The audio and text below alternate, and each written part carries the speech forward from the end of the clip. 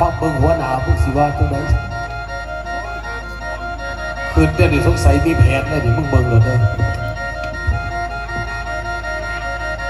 ปาจังได๋บ่ยากกี่เป็นจังได๋วิทย์ตายแล้วหมู่เฮาเอาเป็นหยังจะว่าวิตาย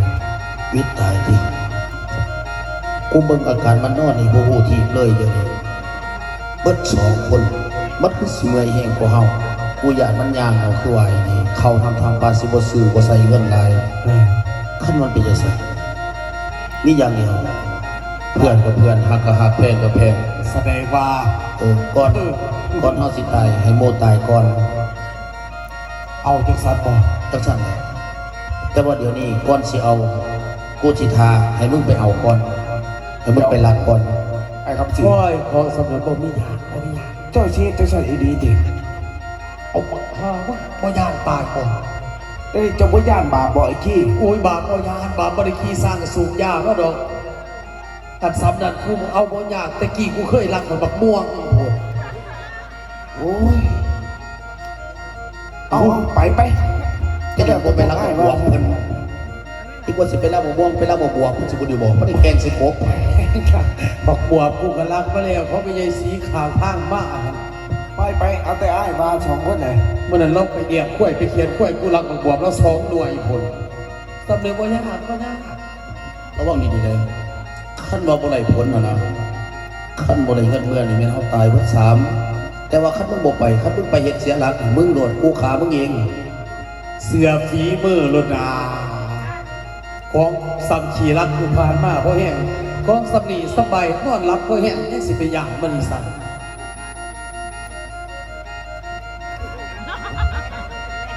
สิรอดบ่แน่สิรอดอยู่บ่แน่นี่ให้ก็ให้คนแนวนี้เป็นหลัก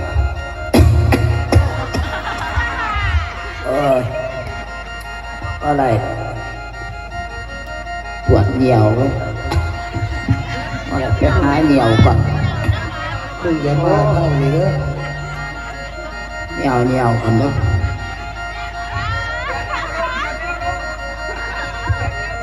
โอ้คอนเหนียวอยู่ขางคอนนี่ชุดกันอีกไอ้ชุดปากของไม่เป็น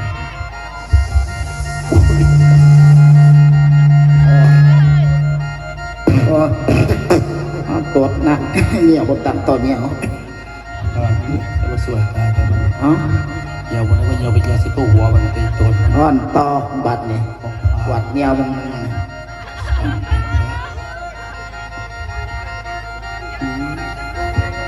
โอ้มาโอ๊ต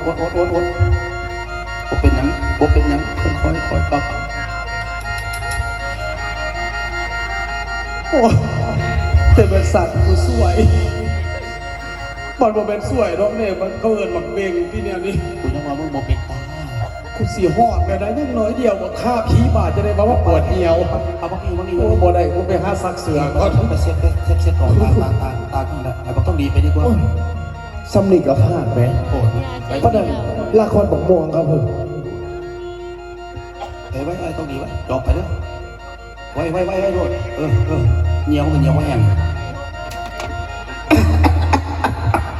ต้องการข้ามวันอะไรเป็นกันอีไม่หมดเป็นอะไรเหนียวอีกแล้ววะเนี่ยปวดขี้อุ้ยโทมครับมันจะไปจะมาเจ็บท้องปวดขี้มึงเอ้ยมีกระขี้เสนองกูวันโอ้คอนตะดีแห้งใหญ่เอ็งดึงอยู่แม่มึงเอ้ยมาได้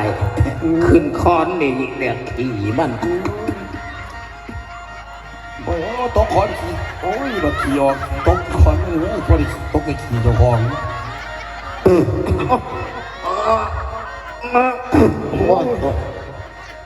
ตกใส่ขี่เจ้าของนี่ไหม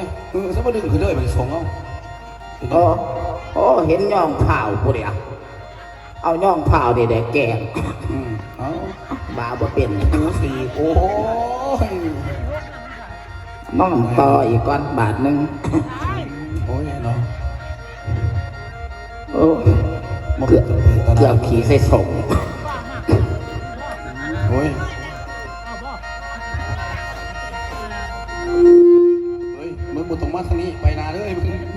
มึงไปนะมึงบ่ต้องมาหา เอ กู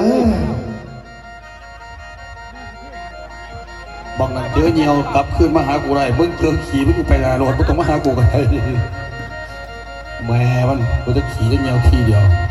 ขี่ก็ขี่แล้วเหี่ยวก็เหี่ยวแล้วเบิดบาดเอาตกไปเป็นที่เฮาแล้วบาด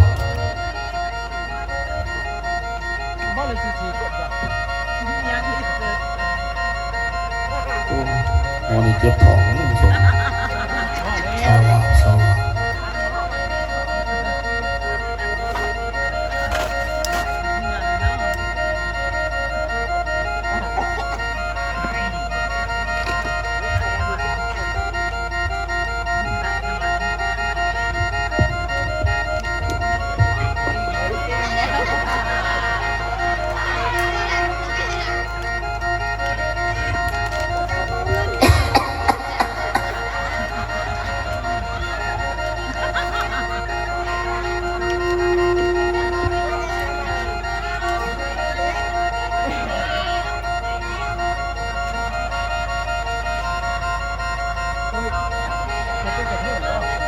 สวัส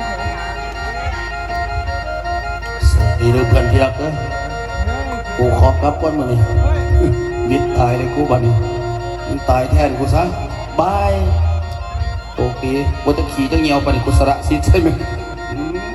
ว่าสิได้เงินมึงเว้ย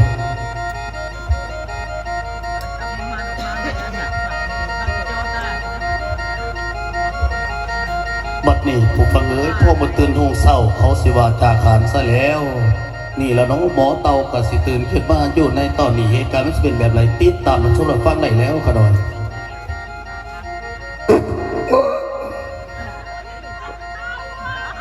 จะเป็นกฎในวัตตีมที่โต๊ดผูกฎบ่มีฟอแรกแก่เลยเด้แต่เว้นหามเรืออันตะพดแก่เลยละลุกไปเดินต่อเข้าบัดงาน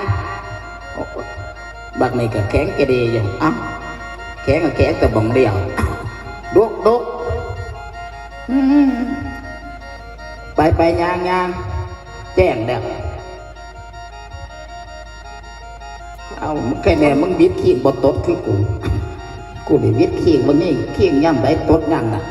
บ่แม่นยางหยกมันเบิดเอาบ่ ก็กดกูบ่มีแฟลกนะ ไปฝ่าผู้ใหายเต้า ไป คือหอดอู่หอดเมื่อเกิด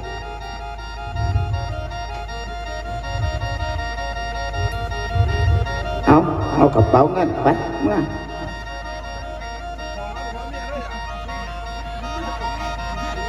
ไอ้เต้า เออ จะเอามาแปลมาจะซื้อมาหยอกน้อง เอาแต่มึงหักษาเองกูบ่ได้หูจักนะ ไอ้เต้า เออ ไอ้เต้าเอาเมียนใส่ ก็เมียนใส่เดี๋ยวมึงหักษาขึ้นนี่มึงหักกูว่าเอาไว้แน่กูจะเป็นผู้ย่ามกูว่าบัดเด็กๆมากกูเมื่อยเนี่ยนั่งกูก็นอนบัดนอนคือบ่เห็นไผหนาเขามานะสงสัยสิเป็นเสียเด้อดิมึงเอาไว้นี่หรอวันนี้ก็บ่เห็น ไอ้เต้า เออ ห้อยตีนผู้ใดที่หลายคนแท้ ไอ้บักหามึงเอ้ยห้อยตีนอีสังจะว่าเป็นยมอยู่โอ้ห้อยตีนกลับคืนกับนี้ตาย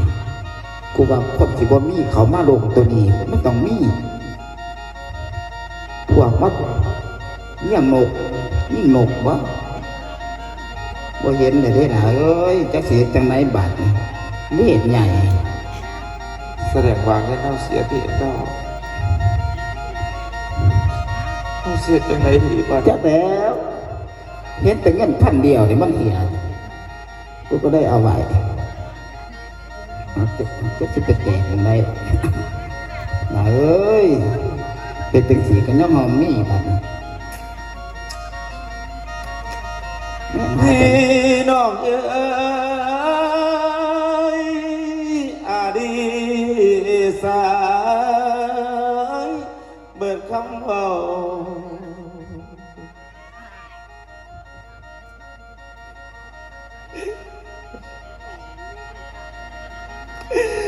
โอ้ยพี่น้องเอ้ยอาดี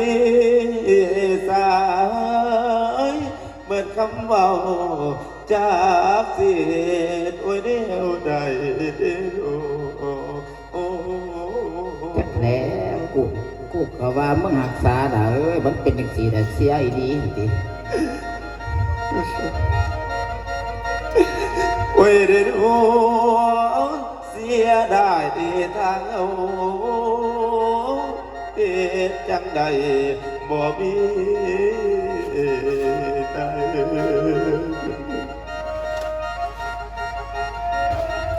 อย่านิดแม่ ญาติได้เด้อยากแต่ทางเมื่อเกียนไทยทางในเมืองเพิ่นรู้เรื่องเดี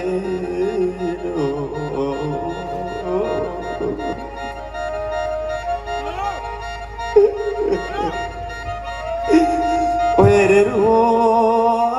ญาติหลายเด้ญาติมันหลาเจ้าเรื่องว่าเงิน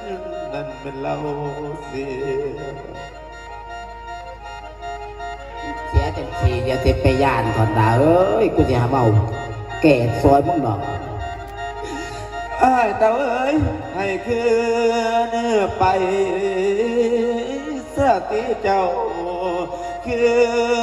นเมื่อบอกนางแน่เด้อให้เต้า เอ้ย เสียในครั้งนี้น้องสิรับผิดชอบคนเดียวเท่านั้น ก็ธร ให้ รม ไอ้ ดา เต้ากลับขึ้นมาบอกลูกบอกเมียบอกน้อง บ่หาปิดสอบผู้เดียวจะสิหาปิดสอบจะไปนะเอ้ย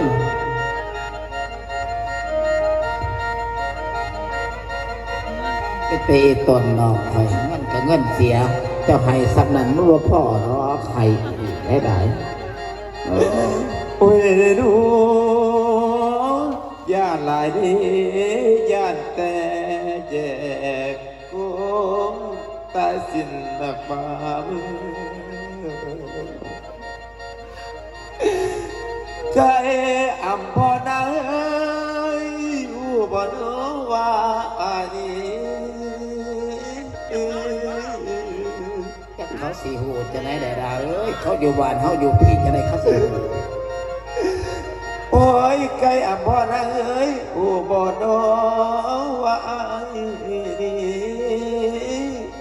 สิต้นตัวก็สำเร็จเด้อ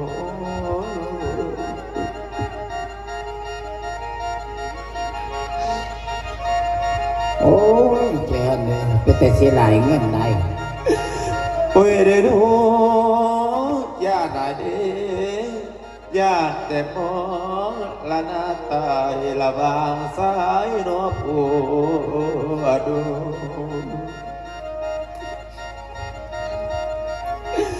ไอ้เต้าเอ้ยคืนสติคืนเมือง โอ้ยกูสิเมื่อดอก ขัน เมื่อ ว่า กัน จะ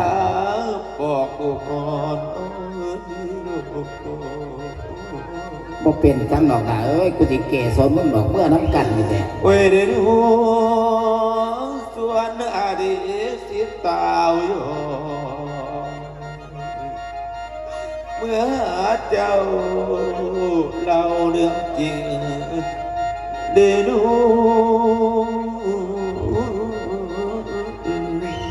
โอ้โอ้โอ้โอ้นู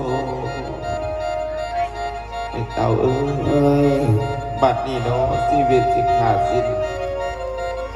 กระทั่งเมื่อย